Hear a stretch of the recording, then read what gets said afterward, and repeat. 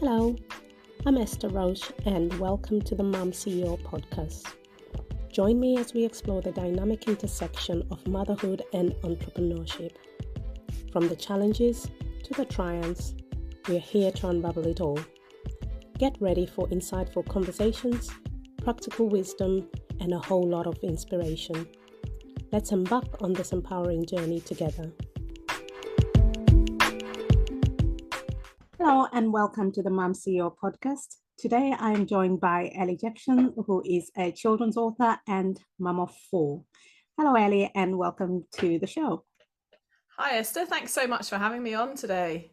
No, you're very welcome.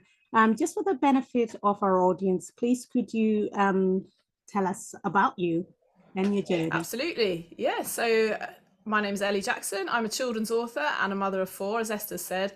And really, I fell into the children's author kind of business, if you like, purely by accident. I started off with my children came first, if you like, and then the books came second. And the books were inspired by my children. So I didn't set out to run a business when I was planning my children. I fell into it by accident, so I'm very happy I did, but yes, it was an accidental journey, if you like. So what did you do prior to this, Ellie? I was a geography teacher at secondary school, and which I loved. I loved teaching children and inspiring them, and I love nature and all the world around us. And then I moved to Australia. And I had my babies out there, so I was very lucky to travel about Australia a bit, and we actually spent a year living on a tropical island, which was amazing. As you can imagine, we had coconut trees and a swimming pool, and the beaches were right there, and it was in the Great Barrier Reef, and we didn't wear shoes for a year, and I had my little children. I think I had 3 under 4 years old at that point, and we were just living this kind of exciting, adventurous lifestyle for a year on this island. And then something happened that just changed the whole course of the rest of my life, because we witnessed a turtle being released into the sea. And we stood on the beach, and I was there with my children, and we watched the turtle being released. And my 4-year-old turned around to me, she said, "Mummy, what was wrong with the turtle?" And we then went on this journey to discover how the turtle had swallowed plastic, and she was she'd been getting better in the hospital for a year, and then she was finally released. And my 4-year-old then, next time we went to the beach, which we were at the beach every day, it was right on our doorstep, but we were at the beach, and she is then, "Mummy, I'm saving a turtle," and she's picking up all this rubbish. And I didn't really know much about it at this point, and neither did she. All I could see was she was desperate to pick up all of this rubbish, and she was excited, and she was running around. And over the course of the next few months, I was thinking to myself, what could I do? I've got 3 children, I'm busy, but I feel I need to use my brain with something. Mm-hmm. And I've always loved writing. And so I thought, I'll write a story. I could write a children's book. And I thought, what could I write about? And I just kept coming back to me, write about what you know, write about something you've seen, write about something that's happened to you in real life. And this turtle story came up, and I just thought, what a beautiful story to share with as many children as possible to help save the animals and look after our environment. So that's the idea for the books. It was inspired by my 4-year-old daughter, and she's now 14, and it's been a long journey from there. 7 years doing the books now, from when I first started. But I've joined together with other mums to help bring the books to life, which I love. I absolutely love supporting other mums. So yeah. Now, it sounds like quite a journey, to be honest. And I think, from what you're saying, that the main thing is about empowering the young ones and actually giving them that information and that knowledge, because, like you said, not many would know, so you've got such a great, I would say, a great story that inspired you to actually start doing your books. Absolutely. And I think coming from a teaching background and a mother of 4 children, I'm used to this age group. I'm used to delivering knowledge in an age appropriate way. And I know from my own children what that age appropriateness is, and the whole point of these environmental books is not to overwhelm or upset young children. That's absolutely not the case. They're not activist books. They're not going to kind of fire up your children to go meat free or whatever it might be, but they will inspire them to want to make differences to the world around them. And I think that's really important. And they've now actually reached about 2 million children all around the world. They've had personal support from Sir David Attenborough, from King Charles. So they've been very well received, and I've now got 7 books in the series, but it takes a lot of effort. And that brings me back to being a mum of 4 children and juggling all of this demands on my time. And I do everything myself other than the artwork, which another friend of mine, she also juggles, and between us we juggle these books. Yeah. And it's a lot. I have to post them out, I have to package up the orders, so everything is done by me, which I think quite a lot of people are very surprised at because they've been very successful. I've been very lucky, I've been very blessed with that.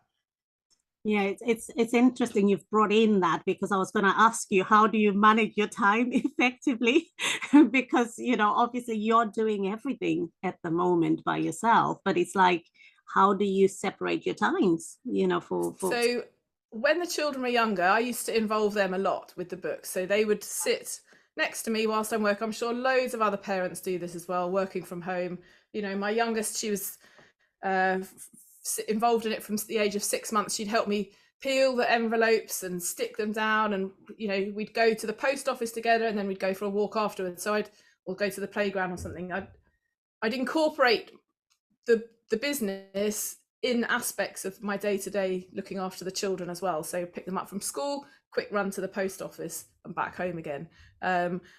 The older they got, the more helpful they became, because I've got 20,000 books here to sell, and that's a lot of weight of books. So sometimes I get an order come through and it's 1.5 tons of books to move, and so the whole family's roped in. We all make a chain and they help carry these heavy boxes of books. So the older they get, that's much more helpful for me.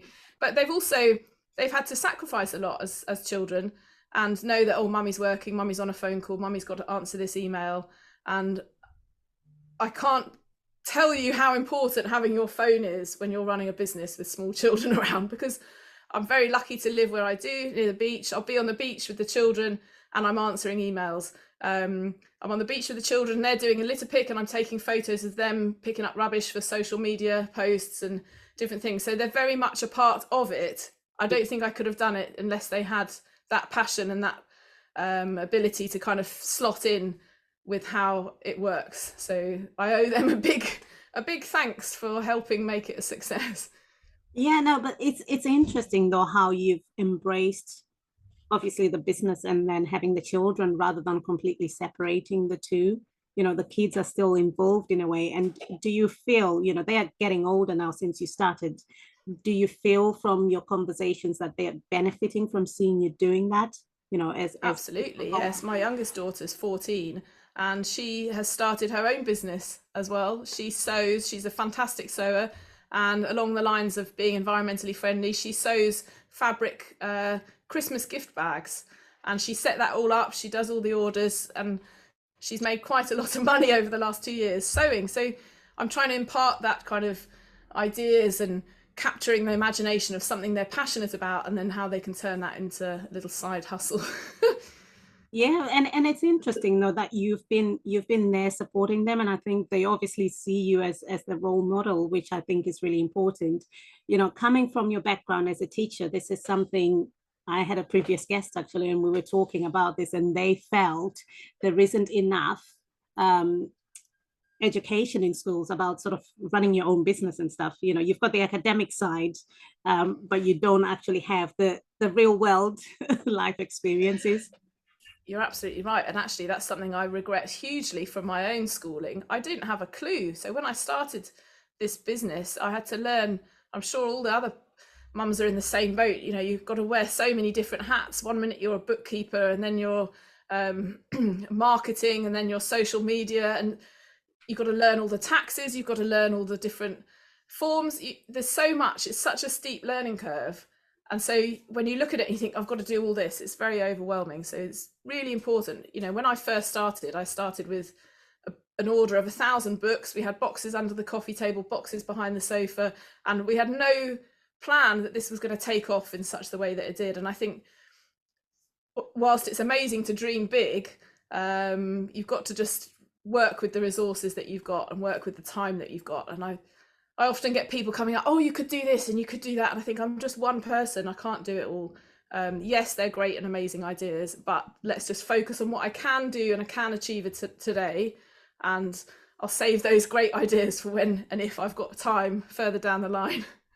Yeah, no, absolutely. And it's easy to fall into that trap, and then you're under delivering because you've just taken on too much and stuff. And you're right in saying you can dream big, but you've got to do it within reason, really, to achieve things.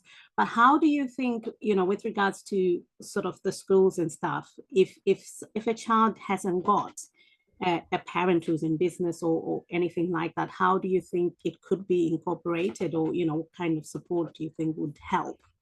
I think for schools, it starts off with something simple like the children run a market stall. They have to come up with the idea for the stall, they have to manage the money, they have to come up with the product, they have to be kind of salespeople, and those kind of skills, those little teamwork challenges, those little projects that they can do, that's a really fantastic idea, and their children love it. They absolutely love it.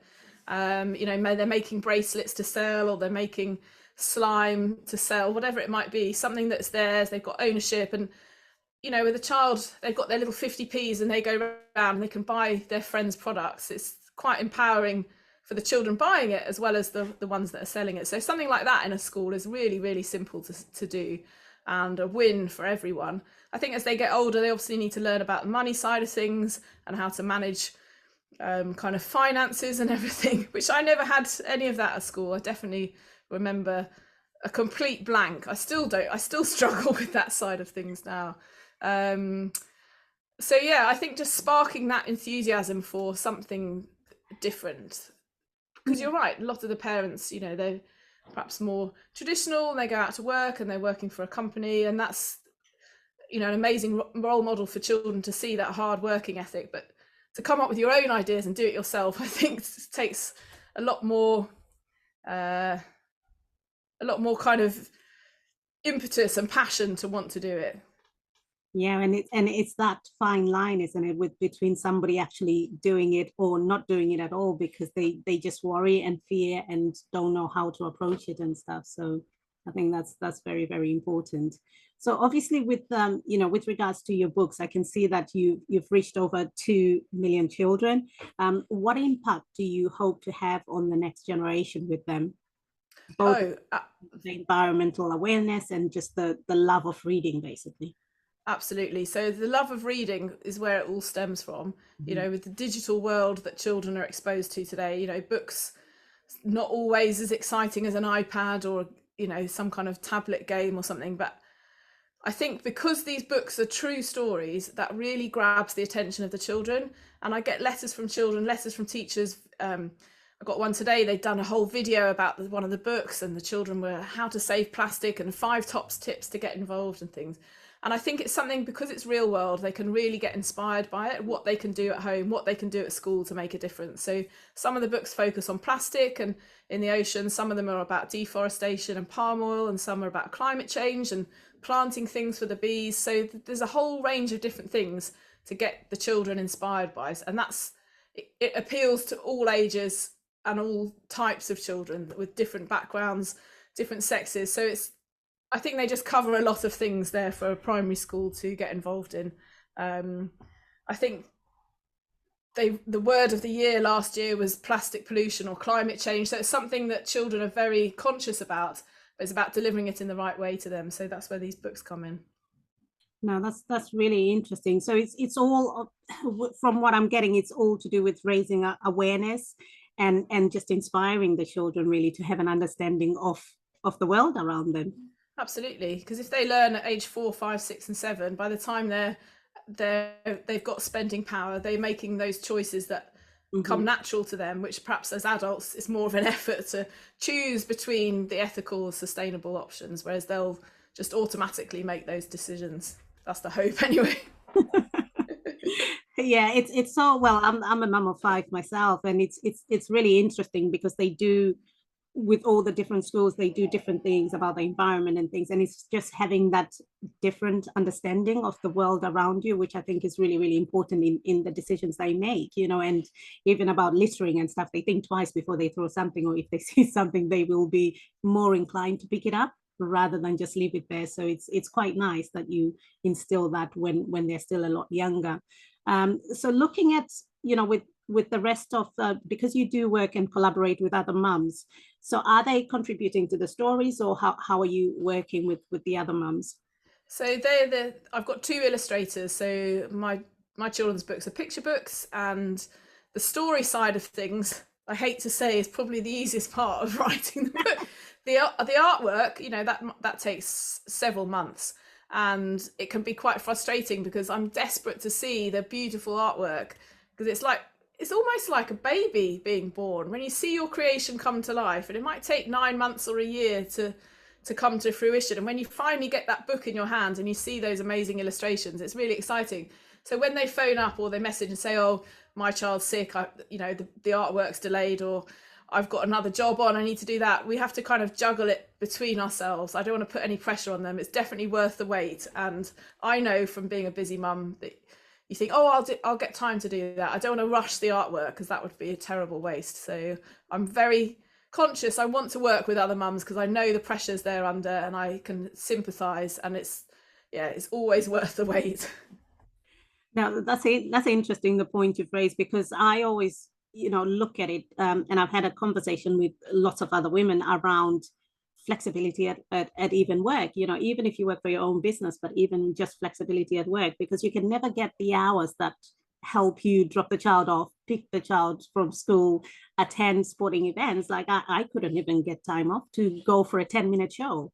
And it's almost like you feel you're missing, isn't it? It's I had that experience very recently. I was in a school and I'd booked to go into a school, and I couldn't get out of it. And my son had qualified for a cross country race, and I was so gutted I couldn't make it. And to have that feeling, you're completely torn. You've got this commitment, you want to do well at your job, but your child needs you and you want to be there.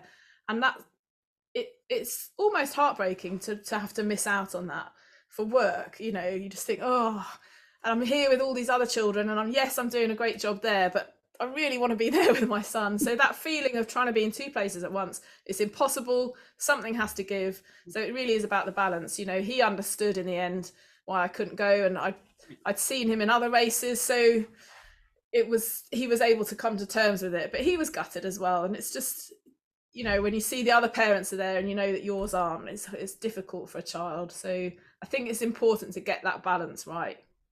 How you achieve that, it's not always easy, but it is a balance, isn't it?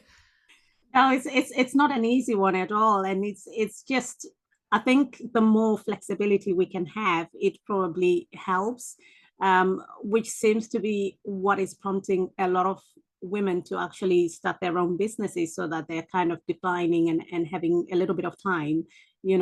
It's not easy, obviously, from your own journey. It's easier to go to work and you just forget about things, but when you run your own business, you've obviously got 50 million hats on, and you're trying to do things. What would you say to somebody else who's wanting to start but thinks, okay, it'll be an easy walk or a challenge to I think when you first start, you're so passionate about it, you're so excited to see your creation come to life and your ideas come to life, that you can do it all. I don't quite understand how, when you have small children, you think, how did I manage all those sleepless nights and managing all that? I think when you're so excited about something, you just make it work. So I remember my children would be fast asleep and I'd be working till midnight, and it was exciting. I was coming up with branding ideas and Facebook posts and posting out, getting orders completed and signing books at midnight and things. And I just did it. I don't understand. I was excited and wanted to make that passion come to fruition. I think the longer I've been into it, I realized you need to take a balanced approach. And not that I have lost the passion for it, but I realize it can wait till tomorrow now. I've built up the business. It's not so urgent. When I first started, I felt this urgent pressure. I had to do it. I had to get it done. I wanted to save the planet. I wanted to get these books out there. And I felt that huge pressure on myself to achieve it really, really quickly. I probably took on too much and tried to juggle it all. But then I was 7 years younger. I probably could do it all then. Now I'm more worn out. The children are older. It's getting harder. I have to take things easier a bit.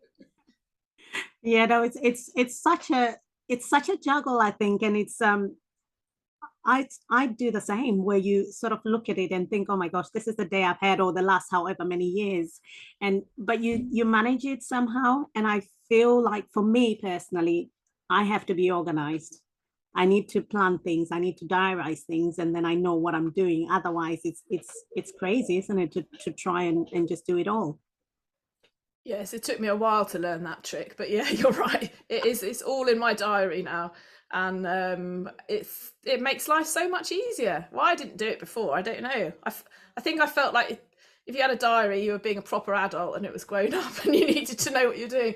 But actually, everything's there. I can easily see it and easily manage it, and I do also write things down before I go to bed. So I have a clear list of everything I need to do the next day. So it's out of my brain. Even if it's in my diary, I also like to write it down on paper as well, just so I've got a bullet point list of everything that needs doing. Because the older the children are getting, their after school clubs, their social lives, they need to be dropped here and picked up there. They're all quite close in age group. So there's a lot of things going on. So one tip I would recommend is build a community of other mothers around you or other parents who can help with lift shares, who could perhaps pick your child up if you need them from school. Something there that you've got this group of other parents to rely on, and you'll do the same for them. And it's about creating that kind of community of parents at the drop of a hat will help you out with something. No, no, absolutely. And I think that's so important about having that community around you, because it can be quite difficult, especially nowadays. Not many people live around with their family who can offer any help and support, and everybody else is working or something else. So it's quite important having the right network and community around you. So one of the things I picked up is you contributed to a chapter to the book Mompreneur on Fire. Is there what were the insights or advice that you shared in your chapter? Yes, it was a while ago now. It was this Mompreneurs on Fire, and they took 24 women who were running their own businesses, and they had interesting backstories about how they became, how their business began, I suppose, and the challenges they'd overcome there. So it was a really interesting. So you had a chapter and you had to write about the process, the journey, everything there. Excuse me. And I think for me, 7 years ago, I was living in Australia. I had 4 little children. Yes, I wanted to write a book, but I didn't really have dreams of turning it into anything. And then sadly, my younger brother drowned in a sea kayak accident, and we travelled home to the UK for a funeral. And I had 4 little children, one of whom was only 2 months old. And I didn't want to come back. It was a long way to come. It was expensive, and I didn't feel the need to at that point. It was very raw. I was in shock still. So we came back anyway, and we then fell back in love with the UK. I never went back to Australia. I set up home here with four young children, and thank goodness I did, because I was in the right place at the right time for the books to build and grow on. I was moved to Cornwall. It's a big pollution issue here, plastic on the beaches here, and I was right at the forefront of that along with everyone else. So I was just on that top of the wave of interest. Blue Planet 2 came out, and suddenly the books took off, and I was thrown, I was quite happy as a stay-at-home mum, and then suddenly I was thrown into this, I'm running a business and I'm doing all these orders and I need to get organized and I need to get everything done. So it was completely unexpected, I suppose. The catalyst was sadly losing my brother and moving back to this country. But I think had I stayed in Australia, I perhaps wouldn't have had the drive or the passion or the ambition to push it as far as it went. So I feel like everything kind of happened for a reason for me.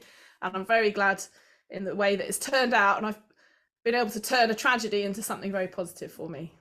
Yeah, no, it's such, it's quite a sort of sad beginning to the actual journey and everything, but it's almost like everything seemed to align, with what you'd witnessed when you were back in Australia, and then coming back to this, and then now facing that problem of pollution and writing the books and everything. It's just, yeah, I don't know, a lot of bravery there. I think it was about seeing the opportunities and trying to make the most of it, really. I could have easily just said, right, that's it, I'm not doing the book anymore. My brother edited my first book 2 weeks before he died, so some of the words in there are his, and so then became this personal passion of mine to want to help do him proud as well. So you know, these things, the obstacles that happen in your life, ideally you want to take those challenges on and absorb the enormity of it, but also turn it into something positive and take that challenge and go with it. Find those opportunities where they are.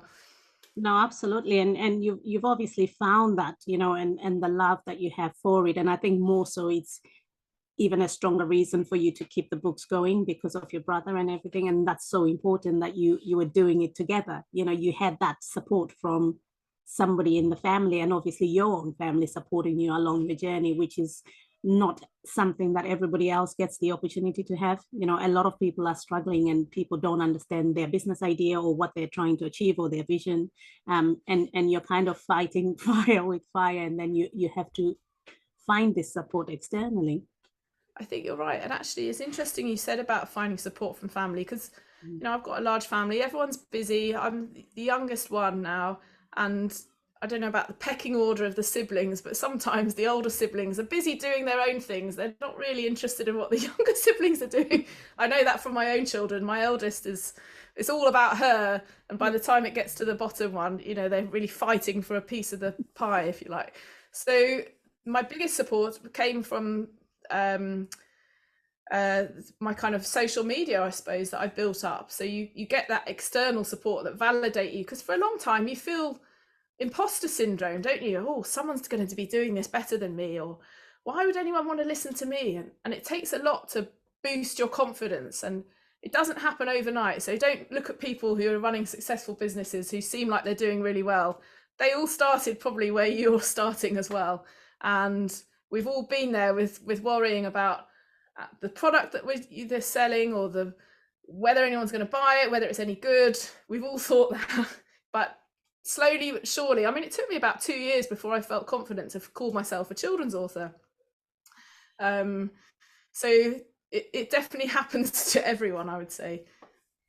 Yeah, no, and it's really important with that because interestingly enough, that's another thing I touched on with another guest earlier on, and it's all about being your authentic self when you present yourself. But it's hard when you're starting out, like you said, the imposter syndrome of thinking I'm not good enough and I don't fit in, or I have to be a certain person in order to get this validation that I'm an author or whatever you're doing. But you can't take away the passion though, you know, the passion and what you've actually definitely. And I think when I did first start, I didn't really have a clue what I was doing. Certainly with something like printing a book, you know, I phoned up lots of printers and I basically asked them for help, and I sent off one of my children's books to one printer, you know, my children's books off their bookshelf. I think it was Harry McClary or something, and I sent that to my printer and said, make my book look like this one. So they chose the paper, they chose the style. You know, I didn't know what I was doing.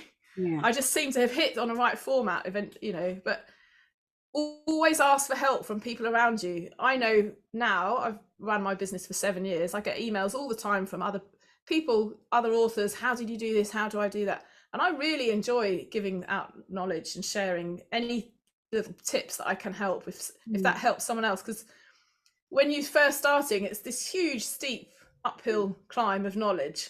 And if someone can give you any advice on how to help ease that and break that down a little bit, then it's very welcome. And so then you'll be in a position, when you're further down the track of your business, you'll be in a position to help someone else. So it's kind of goes around.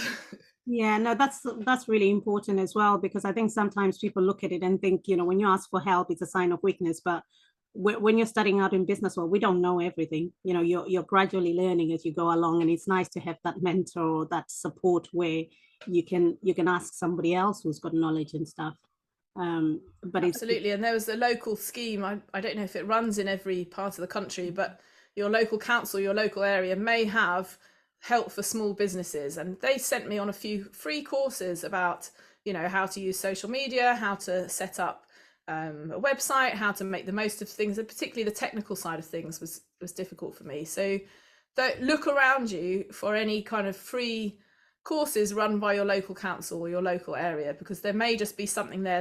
They're desperate to help small businesses start up. So look for that help and take it, whether it's an online course or an in-person course. Let's phone up and find out. Yeah, no, there is a lot of support, to be honest, because I did the same. I was very much looking at, every LEP around me in my area, and there was so much support. I know some things you're going to have to pay at some point, but when you're really starting out and trying to grow and learn, it's about understanding your own weaknesses and the areas you need to develop, I suppose, and then trying to get that support because there's plenty of it out there. It's just asking and getting it. And networking as well. There's lots of free networking groups, which I didn't realize, and you go along to them and you feel like this tiny little tadpole in this great big pool of knowledge of, other people who are doing it before you. But it's talking to people. And I used to talk about my books everywhere I went. People probably got sick of me. I'd take my books every high street I went, every shop I went. I was kind of, oh, have you seen these books? Have you seen these books? And that opened so many doors. I also sent out books to, I'd say, celebrities, and I sent my books to Sir David Attenborough. He then wrote me letters back. I could then say personal support from Sir David Attenborough. That opened huge numbers of doors. So do reach out to these celebrities or famous people, anyone in your field that you could think to that may be interested in what you're doing. And any little quote or nugget of information from them can open doors and do wonders for your business. So it's seeing those little opportunities and taking advantage of them. Now that's some great tips there. So with regards to your books now, have you got anything on the horizon? Is there a new book coming, or have you just had a new one? Yes, no, it normally takes me about a year to write a book and get it from start to finish. So I'm in the middle of my new book. It's all about hedgehogs and litter. And I just need to come up with a name for the hedgehog. That's always the hardest bit for me. The more it's like having lots of children, isn't it? The more children you have, the harder it is to find a good name. And it's just like that with the books as well. So that's exciting. Hopefully that will be out before the summer holidays. Yeah, no, that's really exciting. So just for clarification for the audience, Ellie, do you sell to individuals as well as work with schools? Are you sort of... Yes, so the books are sold all around the world, and you can order them straight through my website for a signed copy. I can write the children's names in the books there and get those posted out to you. But I do work with lots of schools, so if you're listening and you'd like a school near you to have an author visit, then do get in touch as well, because that can be arranged. That can spark a whole load of exciting things for your nearest school. And where can they reach you on, Ellie? So I'm on Facebook and Instagram, and the handle is Wild Tribe Heroes, or have a look on my website, wildtribeheroes.com. Brilliant. It's been an absolute pleasure having you today. Any last few tips that you may have for the audience? I think really the process is trying to enjoy the process. This is something you're passionate about, something you want to do, and try not to get bogged down in what other people are doing, what the competition is doing. Focus on you and enjoy it, and involve your children as much as possible if you can. It'll make it a lot more interesting along the way. Yeah, no, that's brilliant. Thank you so much, Ellie. It's been a real pleasure having you. And I will have your links in when the podcast is released. So there will be some links for people to reach you on where they can get your books from and everything. But thank you so much for such an insightful conversation. Thank you so much for having me. That's been brilliant. Thanks, Esther. You're welcome.